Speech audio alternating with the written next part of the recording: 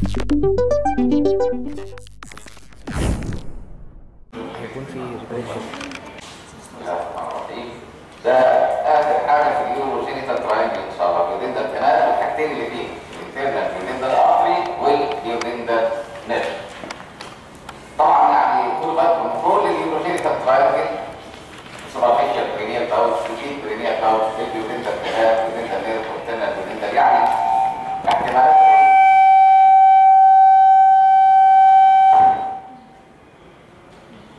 احتمالات في التحرير ضعيفه شويه. خلاص بس طبعا يعني لازم يتذاكروا لازم يتذاكروا. والحته الاخيره دي اهم ما فيهم اللي هو بيودنتال كانال بيودنتال نيرف انترنال بيودنتال فيسس. انما الباوتشز نفسها نادر خالص انها تنزل تحرير.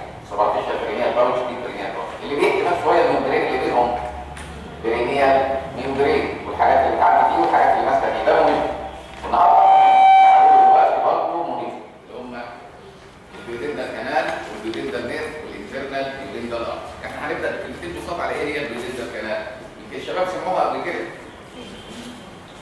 اهي طبعا احنا واخدين قطاع كورونا في البلفس اليونان البدر والميديا الامبلايكا ليجامنت هو يعني احنا مصورين من ورا. كل التراينجل اللي كان ورا الصوره اسمه هنا التراينجل. احنا دلوقتي قدام يعني اذا كان ده الليفل بتاع الاسكالتيبروستي يبقى البوستيريور بوردر بتاع البرينيال ممبرين هنا. يبقى اللي احنا داخلين عليه اللي فيه اليوريناري بلادر تحته على طول يورو جينيتال تراينجل هو اللي فيه الديب برينيال باوتش والسوبرفيشال برينيال باوتش. احنا هنتكلم دلوقتي على دي يا شباب بيودنتال كانال. فين مكان البيودنتال كانال ومعموله ازاي البيودنتال كانال وايه محتويات البيودنتال كانال؟ مكانها زي ما انتم شايفين كل الناس عارفه العضله دي ايه الاول؟ اوبتيريتور انترنس ماسل وعليها فاشيه اسمها اوبتيريتور انترنس فاشيه طالع من الوايت لاين اللي فيها ليفيتور اناي ماسل. اوطى جزء في الانترنال بيودنتال فاشيه بيحصل له سبليتنج ويخلق القناه دي. يعني هنقول الكلام دي موجوده فين؟ لور موست بارت اوف لاترال وول اوف اسكيو ريكتال فوسا. فاكرين ايه هي الاسكيو ريكتال فوسا؟ لسه ما شرحناها بس احنا جبنا سيرتها قبل كده. اللي هي ايه الاسكيو ريكتال فوسا؟ جزء من الانال تراينجل موجود في اللاترال وول بتاع البلفس تحت عضله ليفيتور اناي مباشره. هنقول ان شاء الله هي ما بين الاسكيال تيبروستي والانال كانال اللي موجود هنا بس كده ورا الصوره دي. يعني لو رجعنا ورا شويه هتبقى الانال كانال هنا والاسكيال تيبروستي هنا والفراغ اللي بينهم ده اخره. دي الحته الضعيفه اللي في اوله هي بتوسع كل ما نرجع لورا. اسكيو ريكتال فوسا. انت دلوقتي في انهي وول في الاسكيو ريكتال فوسا؟ اذا كانت هي دي الاسكيو ريكتال فوسا يبقى دي لاترال وول ولا ميديال وول؟ لاترال وول. هي في اوطى جزء من اللاترال وول اوف اسكيو ريكتال فوسا. واتعملت ازاي؟ سبليتنج انشقاق الاوبتريتور انترنس فاشيه في اوطى جزء منها. هنا واضح ايه محتوياتها؟ انترنال بيودنتال فين؟ انترنال بيودنتال ارتري بيودنتال نيرف. في طبعا اكسترنال بيودنتال فين واكسترنال بيودنتال ارتري بتوع الفيمورال ارتري الفيمورال ديسكس. تمام؟ انما دول الانترنال. انما النيرف واحد بس مفيش منه انترنال واكسترنال. بيودنتال نيرف واحد. انما الديسكس فيها انترنال وفيها اكسترنال. الانترنال بتوع الانترنال اريا ارتري والاكسترنال بتوع الاكسترنال اريا ارتري. يعني فيمورال ارتري. تمام؟ هي خلصت على كده. تعريف البيودنتال كانال ومكان البيودنتال كانال وايه محتويات البيودنتال كانال. تبدا منين وتنتهي فين؟ مش هتتقال على الصوره دي بقى ننقل واحده ثانيه كده. هي فين في الصوره دي؟ فين البيودنتال كانال في المنطقه ديت؟ الشباب شايفين الاسكال تيبروستي ولا لا؟ ده رايت اسكال تيبروستي وده ليفت اسكال تيبروستي. واحنا قاطعين لكم من هنا رباط اسمه ساكرو تيوبيراس ليجامنت والعضله اللي كانت طالعه منه دي الجلوتياس ماكسيمس قطعناها بحته منها كمان. انا لو قطعتها من هنا الرباط الابيض ده يبان. هو عايز يقول لكم زي ما هنقول بعد كده ان شاء الله اذا كانت هنا الاوبتريتور انترنس ودي الجلوتياس ماكسيمس ودي ليفيتور اناي الفراغ اللي بينهم الهرمي ده هو الاسكيو ريكتال فوس. هي محدوده من الخلف بالحرف السفلي لجلوتياس ماكسيمس مصر. يعني انا دلوقتي في المكان ده اهو اسكيو ريكتال فوسا. دي انهي وول فيها دي؟ لاترال وول. شايفين الرمادي دي اللي طالع منها عصبين صفر؟ اهي الرمادي المقفوله دي هي البيودنتال كانال. احنا هنا فاتحينها وموريكم الحاجات اللي ماشيه فيها اللي هو البيودنتال نيرف والانترنال بيودنتال ارتري. حد عارف الابيض ده ايه والابيض ده ايه؟ الابيض ده هو الرمادي ده بس شقيناه بمشرط وفتحناه. يعني هي دي البيودنتال كانال. تبدا فين البيودنتال كانال؟ من ناحيه البروتير ريجن. في فورامين صغير هنا اسمه ليسر سياتيك فورم. طبعا في واحد فوق شويه اسمه جريتر سياتيك فورم اللي طالع منه السياتيك نيرف. هي بتبدا عند الليسر سياتيك فورم من ناحيه الجلوتيال ريجن. طب وتنتهي فين؟ دي انهي باوتش دي يا شباب؟ اللي مفتوحه في الاول دي يكون سبيشال، دي سوبرفيشال باوتش، وده البرينيال ممبرين وفتحناه، دي الديب برينيال باوتش. هي بتنتهي في الديب برينيال باوتش، تدخل الديب برينيال باوتش من خلفها. يبقى في بدايه البيوليندال كانال وفي نهايتها. بدايتها عند الليسر سياتيك فورم من ناحيه الجلوتيال ريجن. نهايتها في الديب برينيال باوتش عند البوستيريور بوردر بتاع البرينيال ممبرين. هي بتنتهي على الحرف الخلفي للغشاء الابيض ده اللي اسمه برينيال ممبرين اللي ماسك فيه الروت اوف بينس. صح ولا لا؟ يبقى بسرعه كده، فين بدايه البيوليندال كانال وفين نهايه البيوليندال كانال وايه محتويات البيوليندال كانال؟ بدايتها خلفيه عند ليسر سياتيك فورم، نهايتها في الامام في الديب برينيال باوتش عند البوستيريور بوردر اوف برينيال ممبرين. محتوياتها النيرف والارتري دول بيوليندال نيرف وانترنال بيوليندال ارتري. اللي هنشرحه دلوقتي هما الاثنين دول. ده كلام امبارح يا شباب، نفس الكلام اهو. ده بوستيريور بوردر بتاع برينيال ممبرين، القناه اهي، هي هنا مقفوله وهنا مفتوحه، وشايف الارتري ماشي فيها وفي عصب مستخبي تحت. هنبدا في جبل. لازقه في العظم، امال ايه؟ لازقه في العظم. احنا في اول صوره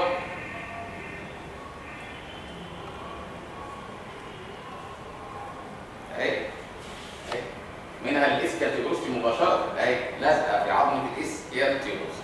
يعني الفرشه كده بتاعت الاوبتيريتور انترنس اصلا مكمله بعدها بقى؟ لا، قافله تحتها، قافله تحتها مكمله فوق. هي طبقه فوق واحده، انما عند البيوليندال كانال طبقتين بيلحموا تحتها مع الفاشيا، بيلفيك فاشيا، مع بيلفيك فاشيا بتلحم بعد كده على طول في بيلفيك فاشيا. هناخد الاول انترنال بيوليندال ارتري. رجعوا بقى للصوره القديمه دي شويه، اذا كان ده كومون ايلياك وده كومون ايلياك يبقى اللي فاضل ده اكسترنال ايلياك وده انترنال ايلياك. والانترنال ايلياك هتنقسم انتيريور ديفيجن وبوستيريور ديفيجن، والانتيريور بيتقسم اثنين. ده انفيريور جلوتيال، انفيريور جلوتيال ارتري ده الكبير، واللي هشرحه دلوقتي انترنال بيوليندال الصغير. يبقى لو جيت اشرح هتقولوا لي البدايه فين وازاي؟ البدايه في انهي حوض؟ ليسر بيلبس ولا جريتر بيلبس؟ ليسر. الليسر بيلبس. ما هي كل الشرايين المهمه والاعصاب المهمه كلهم الليسر بيلبس اللي تحت البلفيك برين، ماليش دعوه بالجريتر بيلبس فوق خالص. البدايه الليسر بيلبس على انه صغير ولا كبير في التو تيرمينال برانشز بتوع الانتيريور ديفيجن؟ الصغير. الصغير في التو تيرمينال برانشز بتاع الانتيريور ديفيجن اوف انترنال ايلياك ارتري. هو ده بارايتال ولا فيسرال برانش؟ بارايتال، لانه هيتعامل مع الجلوتيال ريجون والاكسترنال جينيتاليا اللي ماسكه في البرينيال ممبرين على جدار الحوض، يعني مالوش دعوه بالفيسرا الداخليه، لا يورينري بلادر ولا بروستات ولا حاجه زي كده. تعاملاته مع الوولز واللي ماسك فيها اللي هو الروت اوف بينس او الروت اوف كليتوس. تعالوا بقى ناخد الكورس بتاعه كده. في حد عنده مشكله في البدايه الاول؟ بدايته من الانتيريور ديفيجن انترنال ايلياك ارتري جوه الحوض، ودلوقتي هنخرج بره الحوض، وباين في الصوره هيخرج بره الحوض ازاي قبل ما نيجي على الصوره اللي بعدها. كل اللي انت شايفها فوق دي جريتر سياتيك فورامي، ودي لسه سياتيك فورامي اللي بيبدا منها البيوليندال كانال في الحته دي. او شوفوا هو ماشي على العظم كده، وهو دلوقتي في البيوليندال كانال لازق في الاسكيال تيوبروستي والاسكيال رينس، لازق في الاثنين جوه الفشل. هو هيطلع من الجلوتيال، هيطلع من البلبس ويدخل الجلوتيال ريجون من الكبيره دي جريتر سياتيك فورامي. نشوف بقى علاقته ببايليفورمس ماسل. هو فين في الصوره دي؟ طبعا هنا اللي انتم شايفينه ده اكسترنال ايلياك وده انترنال ايلياك، انتيريور ديفيجن بوستيريور ديفيجن، تمشي مع الانتيريور للنهايه. هيدي فرع كبير اهو، ده اللي هيبقى اسمه الانتيريور جلوتيال، والصغير ده هو ده البيودنتال ارتري. ده كل اللي ماشي عليه نور ده اهو بيودنتال ارتري، هو الصغير في الفرعين النهائيين للانتيريور ديفيجن انترنال ايلياك ارتري. تعالوا بقى شوفوا الصوره هنا برضه. لو قلت لك ده الانتيريور ديفيجن وده البوستيريور ديفيجن بتوع الانترنال ايلياك ارتري، الانتيريور هنتيه على واحد كبير وواحد صغير. الكبير ده انفيريور جلوتيال بعد شويه، الصغير ده اللي هيتشرح دلوقتي هو البيودنتال ارتري. ده بيودنتال ارتري اليمين، وده زميله الشمال بس قاطعين الكورس من هنا، ده اخره. فاهمين ولا لا؟ ده شريان وماشي طريقه اهو، وزميله الثاني اهو بس واخدينه من اخره مش من بدايته، عشان بس ما تلخبطوش الصوره ما تفتكرش ده حاجه واحده. ده شريان وده شريان ثاني، اليمين والشمال، ده اليمين وده الشمال. تمام؟ هنشوف طلع بره البلبس فوق ولا تحت بايليفورمس؟ لا تحت. تحت عضله بايريفورمس بينها وبين كوكسيشيس، ومعاها العصب اللي هيتشرح بعده على طول بيوديندال نيرف. يبقى هنقول ايه في الحته دي في الكورس؟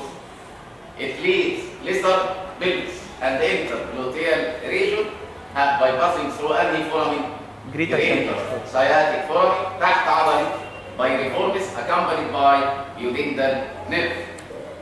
وبعد كده يدخل الجلوتيال ريجن، خياله من ورا معدي ورا الاسكيال سباين ولا لا؟ هيكروس الباك اوف ذا اسكيال سباين مع الجلوتيال نيرف مع العصب اللي جاي لعضله اوبتيوريتور انترنس في صوره لا. شايفين؟ فاكرين دي من السنه اللي فاتت بقى؟ لو احنا رفعنا الجلوتياس ماكسيماس هتبقى في جلوتياس ميدياس وبايريفورمس. طبعا مينيماس تحت دي دلوقتي. بايريفورمس هي القمع ده اللي بيطلع من تحت السياتيك نيرف والاوستيلوكوتيلياس نيرف والساين والقصه دي كلها. في ثلاث حاجات لو انتوا فاكرين من السنه اللي فاتت بيخرجوا من تحت بايريفورمس من الجريتر سياتيك فورامين ويدخلوا بسرعه على الليسر سياتيك فورامين اللي هم عصب وعصب وبينهم شريان.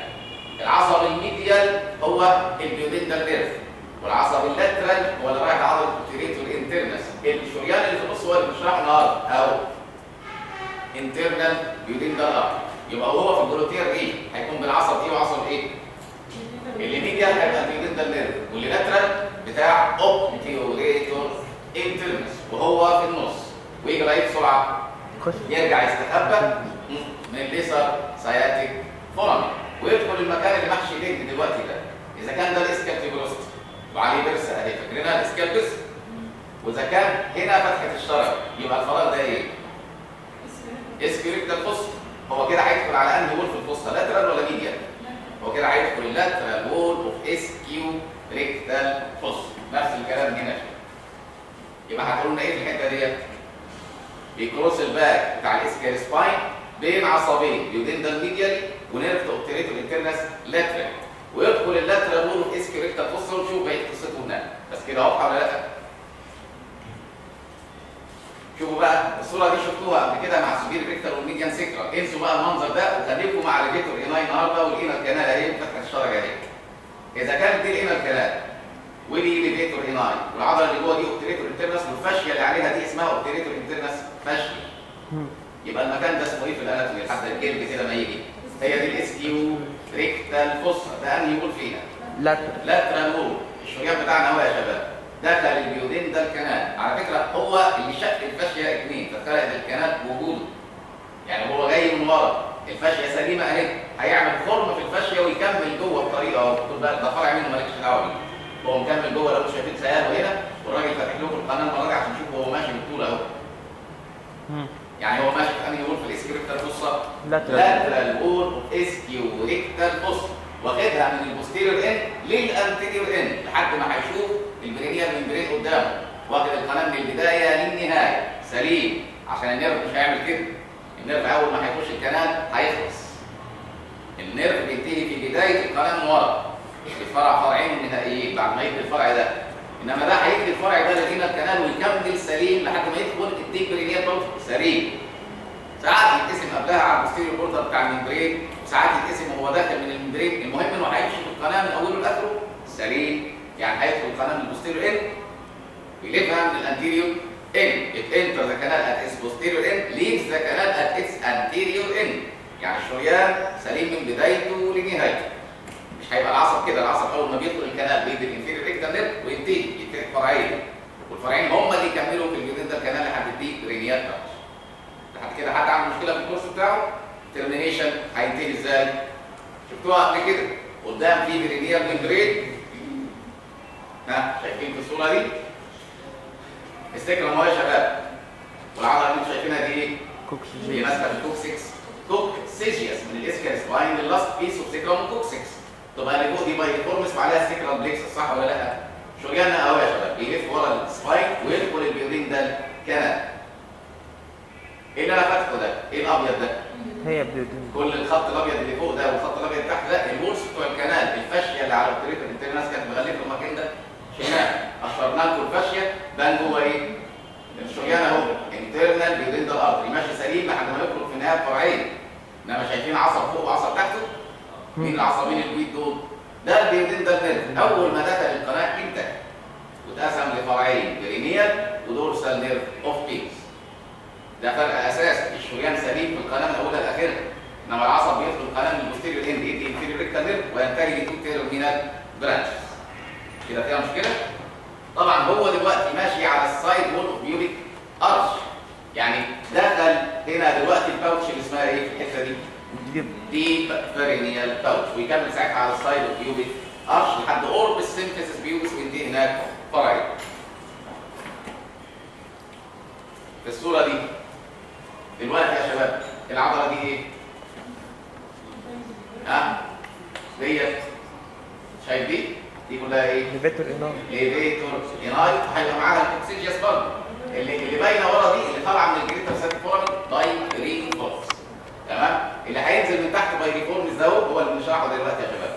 هو ده انترنال بيودنتال ارتري. شايف؟ من اول الطريق لاخر الطريق سليم، قرب النهايه بيتقسم فرعين الاثنين دول. وفي الاخر خالص بيدخل الكيس الابيض ده. الكيس ده ديب باوتش ولا سوبرفيشال باوتش؟ ديب. ده الديب باوتش، والروت اوف بينس في السوبرفيشال باوتش بتاع كل سبيشال. الناس فاهمه دلوقتي ايه الابيض ده؟ ده البرينيال ممبرين، يبقى كل الفراغ اللي فوق ده اسمه ايه؟ ديب برينيال. الشريان بيدخل الديب برينيال باوتش. الانترنال بيودنتال ارتري بينتهي في الديب برينيال باوتش، وهناك هيتفرع فرعين، دورسال ارتري اوف بينس، واللي هيستخبى جوه الكراس جوه الكوربس كابرنوزا ديب ارتري اوف بينس. دول التو تيرمينال برانشز. كده الكورس بتاعه سهل ولا صعب؟ شوفوا من اوله تاني بقى كده بسرعه. هتقولوا طلع ازاي الشريان؟ ده انتيريور ديفيجن وده بوستيريور ديفيجن في الانترنال ايلياك ارتري. هو احد الفرعين النهائيين في الانتيريور ديفيجن. هو صغير ولا كبير؟ صغير. هو صغير في التو تيرمينال برانشز بتوع الانترنال ايلياك ارتري. ازاي هيسيب الليسر بيلفس ويدخل الجلوتيال ريجون؟ بيسيب الليسر بيلفس ويدخل الجلوتيال ريجون من عبور الجريتر ساياتيك فورامين تحت عضله بايريفورمس مع البيودندال نيرف. ولما يدخل الجلوتيال ريجون يعبر الباس بتاع الشوكه دي اللي اسمها اسكيال سباين مع حاجتين تانيين. اهو هو اللي في النص، وميديال ليه البيودندال نيرف، ولاترال ليه نيرف 2 اوبتيريتور انترس.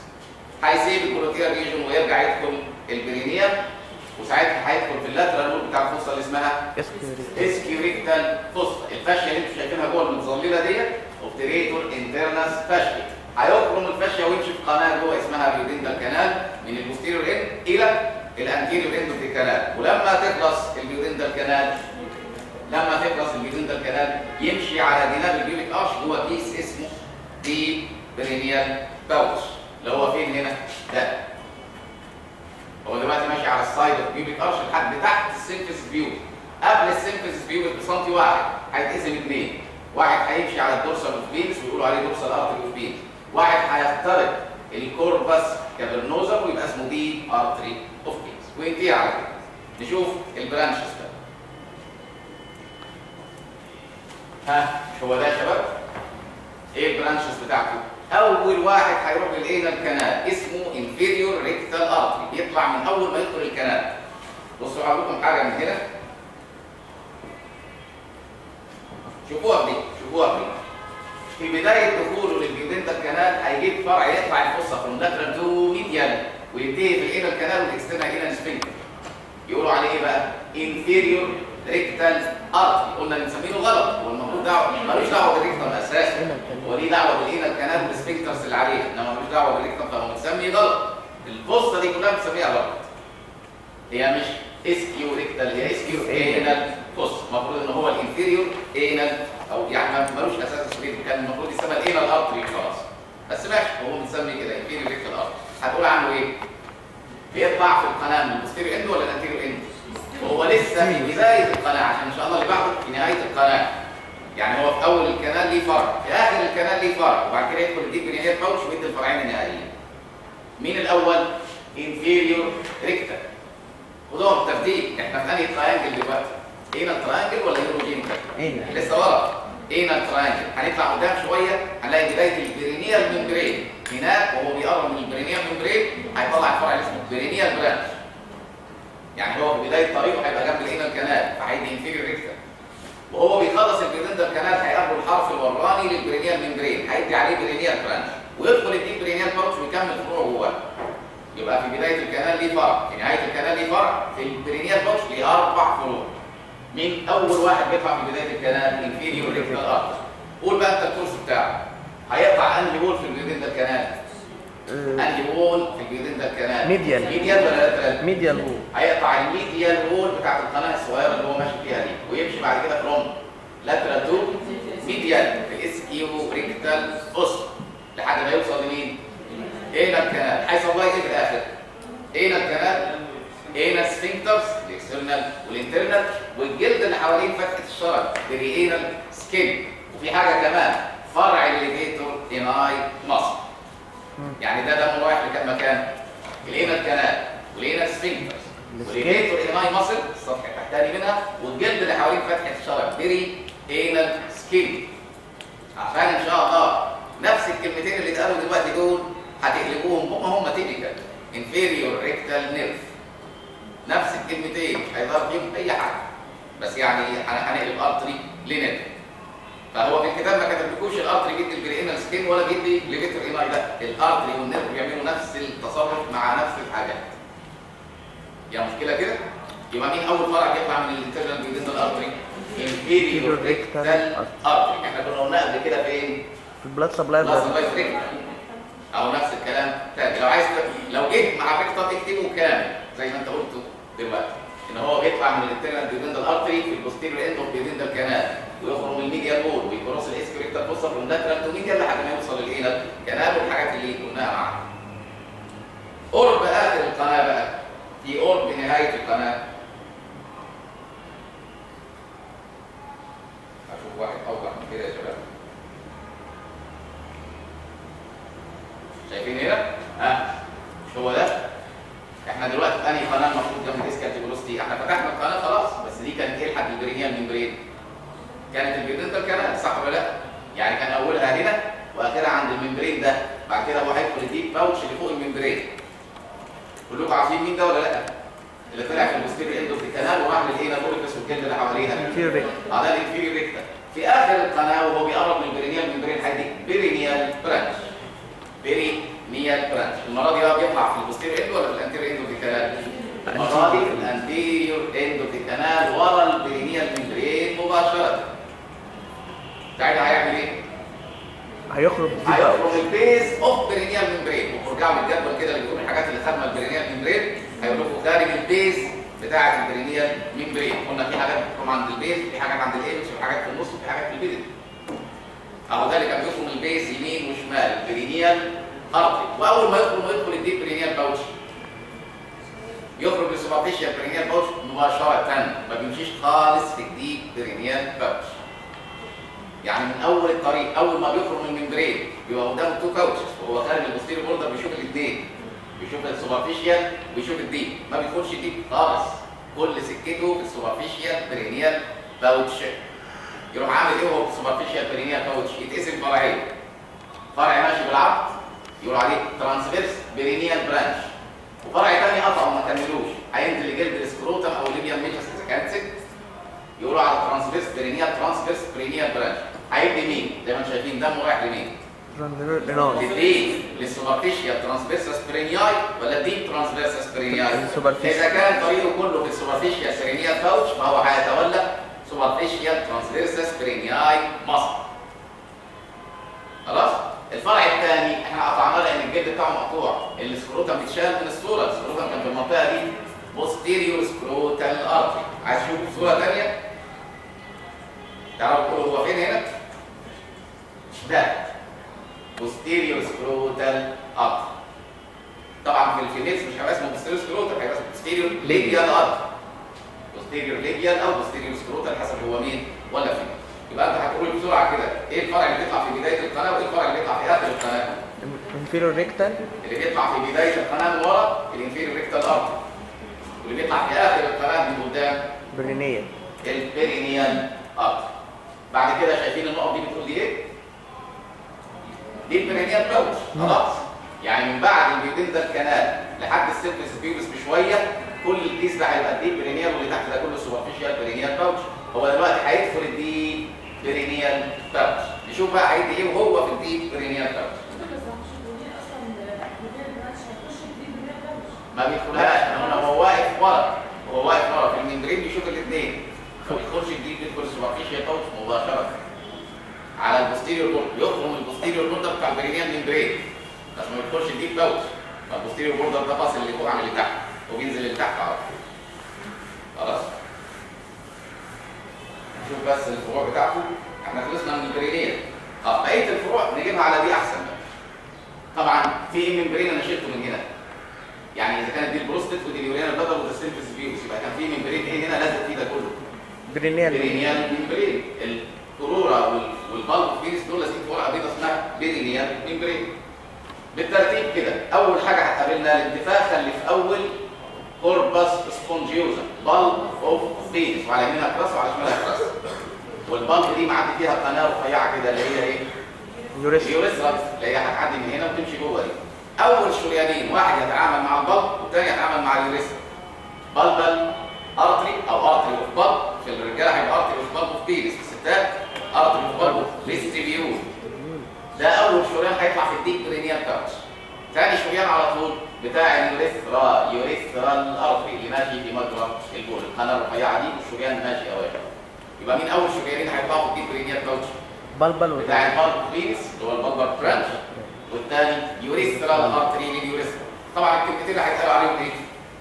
الاثنين هيخرموا البرينيال ممبرين عشان يدخلوا للبينس. اهو من دول الحاجات اللي كانت بتخرموا البرينيال ممبرين برضه في نصه تقريبا. البلبل ارتري واليوريثرال ارتري قدامه على طول، البلبل الاول واليوريثرال قدام، لان البلبل بتبدا قبل اليوريثرا ما تدخلها. البلبل ارتري في البدايه واليوريثرال ارتري، شايفين البلب بادئه من ورا اليوريثرا. الصوره اللي كانت ملخبطاكم في الاول دي اللي حد سال فيها، قلنا اليوريثرا بتدخل متعامده على البلب بيبدا واليوريثرا تدخل عموديه وتعدل نفسها. فالشريان اللي هيبدا الاول شريان البلب، والشريان اللي هيدخل بعده يوريثرال ارتري. هتقولوا لنا بس زي بيرس ذا برينيال ممبرين، واحد يدخل البلب ويكمل في الكوربس سبونجيوزا، واحد يدخل من البلب برضه بس ما يبقاش النسيج بتاع البلب على يمين اليوريثرا واحد وعلى شمال اليوريثرا واحد من الانترنال بيودندل اليمين وواحد من الانترنال بيودندل الشمال. خدوا بالكم كل اللي بقولهم في منهم يمين وشمال. ايوه. كل اللي بقوله في الانترنال بيودندل ارتري اليمين في زيه في الانترنال بيودندل الشمال، يعني البلب واحده بس داخلها شريانين. البلب في البينس حاجه واحده بس داخلها شريانين يمين وشمال، واليوريثرا جوه البينس واحده بس داخلها شريان يمين وشريان شمال. خلاص؟ كل اللي في الانترنال بيودندل اليمين في زيه في الانترنال بيودندل الشمال. يعني المفروض في كام بلبل خارج البرينيال ممبرين؟ 2. كام يوريثرال ارتري؟ 2. انما هتلاقوا خرم اليوريثرا واحده بس في البرينيال ممبرين، بس على يمينه ارتري وعلى شماله ارتري. في مشكله؟ فاضل لكم التو دورسال، التو تيرمينال وخلاص. مين التو تيرمينال بقى؟ في واحد هيمشي على ظهر البينس للنهايه يقولوا عليه دورسال ارتري اوف بينس، وفي واحد هيخرم الكوربس كافرنوزا يقولوا عليه ديب ارتري اوف بينس، او اللي دخل من هنا. شايفين الخرم اللي خرمه ده؟ الجسم ده اسمه ايه؟ ده كوربس كافرنوزا، واللي في النص ده كوربس سبونجيوزا، اللي هيمشي بالكوربس سبونجيوزا بتاع البلب. انما كل كوربس كافرنوزا هيكون لها واحد اسمه ديب ارتري اوف بينس، كافرنوزال ارتري، عشان ماشي في كوربس كافرنوزا، يعني ساعات يسموه كافرنوزال ارتري. كده فيهم اي مشكله؟ طبعا دول لازم يكونوا خرموا البرينيال ممبرين ولا لا؟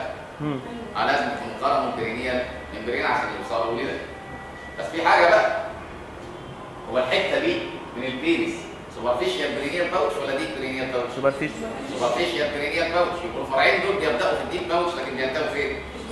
في السوبرفيشال باوتش. في ناس عندهم الفرعين ما يتعملوش الا في السوبرفيشال باوتش. يعني ايه؟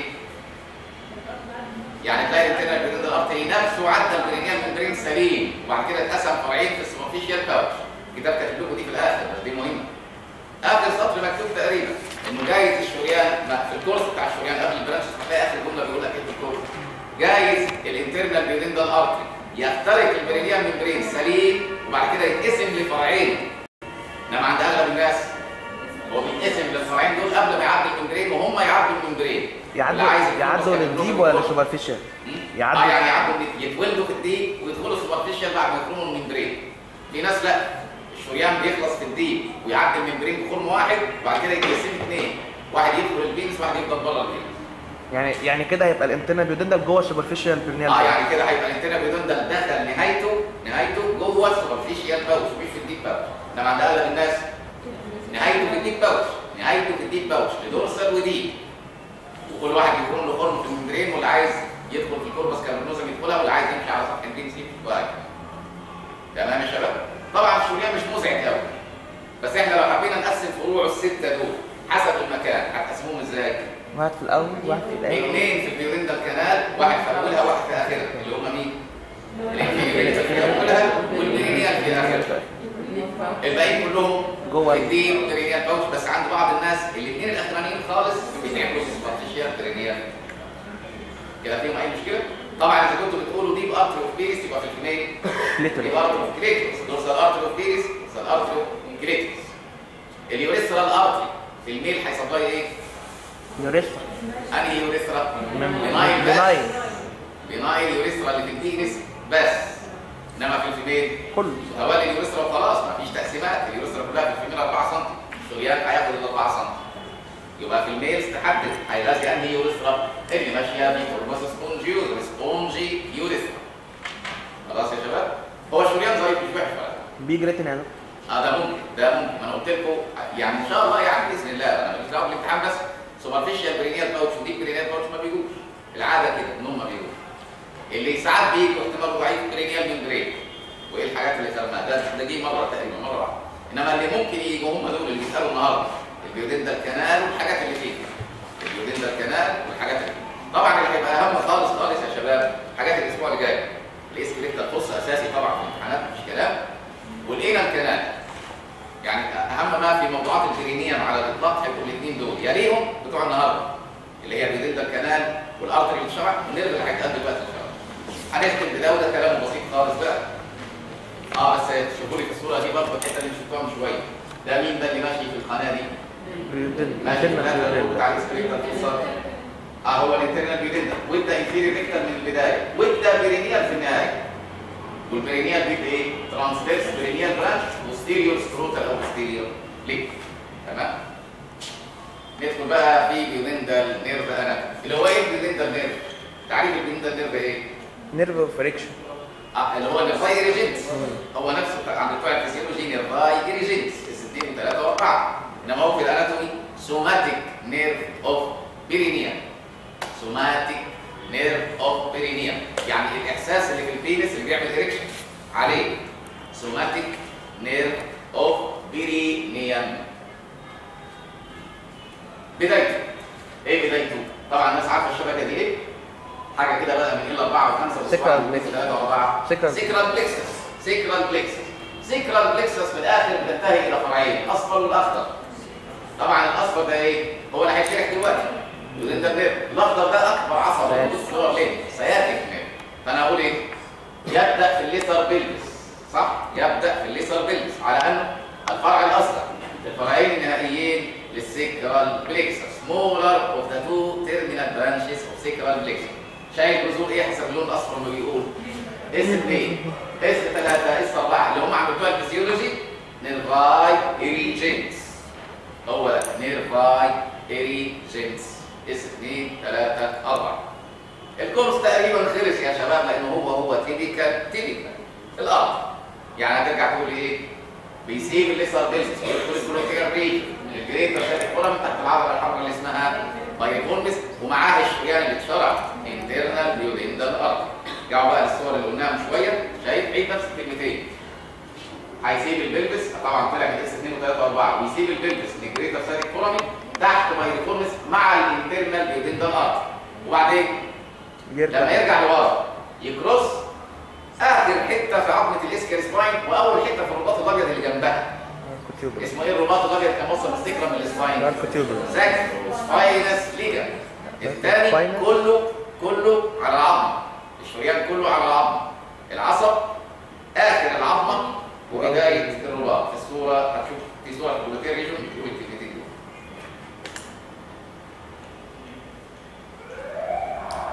هي دي شايفين؟ هو فين العصب؟ ده هو اخر حته في الاسكال سباين واول حته في الليجن في الساكرو سباينس ليجن. هو كاتب عندكم على الساكرو سباينس بس، وبيعدي على اخر الشوكه وعلى اول الساكروسباينس ليجمنت. وكان ايه هو الساكروسباينس ليجمنت؟ لا مش قصدي، هو في الاصل كان ايه وبقى ليجمنت؟ كان اوكسيجياس ماسل وحصل له دي جينيريشن. طيب وبعد ما يعدي على الليجمنت والسباين زي ما انتم شايفين، عدى على اخر السباين وعلى اول الليجمنت، وبعدها يعمل اللي عمله الارتري بالظبط، يرجع يدخل الحوض تاني بس ما يدخلش البلفيك كيرف، يدخل البرينيوم. انهي حته من البرينيوم؟ اسكيو ريكتال فوسا، نفس الكلام، ويدخل على اللاترال وول بتاع الاسكيو ريكتال فوسا، يلاقي قناه في الفاشيه مفتوحه اسمها بيدندال كانال، ويدخل الكانال وتنتهي قصته على كده. يعني نفس الكلمتين اللي اتقالوا على الارتري هيتقالوا على النيرف، بس نقول بس انه معدي على الساكروسباينس ليجمنت على اخر الاسكيال سباين واول الساكروسباينس ليجمنت. بالنسبه للبرانشز بقى، هو مش المفروض الارتري لاترال للنيرف؟ ماشي، ما هي نفس الكلام اللي بيتقال على الارتري بيتقال على النيرف على فكره، بس الكتاب كاتب ان الارتري معدي على السباين وبس، الاثنين على اخر السباين واول الليجمنت. الاثنين على اخر السباين واول الليجمنت. الارتري والنيرف الاثنين اخر السباين واول الليجمنت، الاثنين رفيعين جدا، هما الاثنين على البون والليجمنت. الاثنين مايلين شايفين، الاثنين وهم داخلين اللاترال رول بيميلوا، وهما الاثنين بيعدوا، اولهم بيجي على البون واخرهم بيجي على الليجمنت، الاثنين.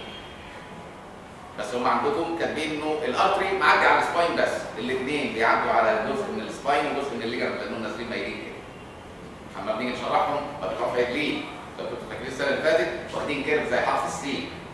الكيرف ده هيجي اوله على العظم واخره على الليجمنت قبل ما يختفي، هتشوف اوله على العظم واخره على الليجمنت، سواء الارتري او النيرف الاثنين واحد.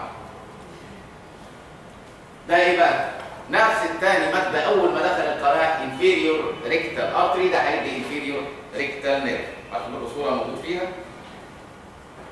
اهي باينه العصب اهو، او شايف اللي قلت لك عليه الميل ده هيخليه يبدا على العظم ينتهي على ايه؟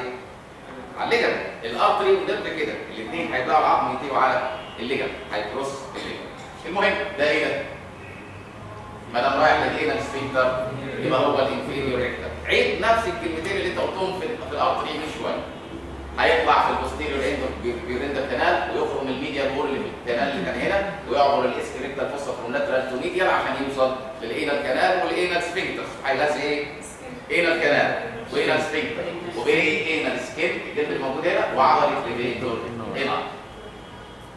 تمام؟ طبعا بيسبلاي اللور سيرفيس ولا ابر سيرفيس؟ لور السطح التحتاني. امال مين اللي كان بيغذي السطح الفوقاني؟ اس 4 اس 4 برينيال برانش، اس 4 هو اللي واخد النص الفوقاني في الليفيتور، انما الانفيريور ريكتال نيرف النص التحتاني. تمام؟ حلو قوي. خلاص بعد ما بيطلع ده بينتهي بسرعه لفرعين، مين هما؟ فرع برينيال برانش، والفرع الثاني هيكمل لظهر البيبس او الكليتوس، دورسال نيرف اوف كليتوس او دورسال نيرف اوف بيبس لو كان ميل، واحده ميل اهي نفس الكلام. شايفين العصب ده اهو خرم الممبرين ودخل الباوتش دي ومشي فوق لحد ما هتشوفه ماشي فوق البيبس بعد شويه. اسمه ايه ده كله بقى القصه دي كلها؟ دورسال نيرف. مفيش ديب نيرف اوف بيبس يا شباب. في الارتري في دورسال ارتري اوف بيبس وديب ارتري اوف بيبس، انما في النيرف هو واحد بس، دورسال نيرف اوف بيبس بس، مفيش واحد جوه الكورتورا. هو ده اللي بيدخل فروعه جوه الكورتورا. اصل ده معمول بس عشان سنسيتيفيتي اوف جلاندز بينس وسكين اوف بينس للإريكشن، لا اكتر ولا اقل. مالوش دعوه باللي بيحصل جوه، انما الشريان كان هو اللي هيعمل بحور الدم الكادرنوزا اللي موجوده جوه، فلازم يبقى فيه دي ولازم يبقى فيه دورسال. تمام؟ يعني الشرايين لازم يكون جوه وبره، انما العصب بره بس ناحيه الجلد وخلاص عشان الاحساس. ففي دورسال نيرف اوف بينس، مفيش دي نيرف اوف بينس. تمام؟ خلاص تعالوا بقى خلصونا من البرينيال. البرينيال بيتقسم كام فرع؟ فرع السوبرفيشيال في السوبرفيشيال باوتش، وفرع دي في الديب باوتش. سوبرفيشيال وديب. السوبرفيشيال هيتولى ايه بالعقل؟ الجلد اللي كان موجود هنا فيه ديستس سكروتال، يبقى بوستيريور سكروتال نيرف او بوستيريور ليجيال نيرف. ده ماشي فيه اس كام؟ اس 3. احنا قلنا جلد السكروتال الوراني اس 3 والقداماني الواحد. يبقى اللي هياخد جلد السكروتال الوراني بوستيريور سكروتال نيرف يعني اس 3. ده اللي شايل اس 3 في الاس 2 3 بتوعه دول، مش هو اس 2 و3 و4 بوستيريور سكروتال هيطلع باس 3. خلاص؟ طب واللي استخبى جوه ده بقى هيسبلاي المسلز بتوع الدي برينيال باوتش، والسوبرفيشال برضه بياخد معاه سوبرفيشال برينيال باوتش. مين العضلات بتوع السوبرفيشال برينيال باوتش؟ تقسيم مصر بالبوس سبونجيوزس اسكيو كارنوزس وسوبرفيشال ترانسفيرسس برينياي مصر. هو بقى في الكتاب عامل لكم التقسيمه ازاي؟ مش مقسمهم سوبرفيشال وديب، قايل ايه؟ ماسكولار وبوستيريور سكروتال. اكيد مين السوبرفيشال ومين الديب؟ الماسكولار الديب اللي هيدي الحاجات اللي في الباوتش، انما السوبرفيشال البوستيريور سكروتال او البوستيريور ليبي. اغلب الكتب بتكتبها كده سوبرفيشال وديب. الكتاب ماشي على التقسيمه الثانيه، ماسكولار برانش اللي هو الديب برانش، وسوبرفيشال برانش بوستيريور سكروتال او ليبيال برانش. فاضل لكم واحد بس يبقى خلص على كده.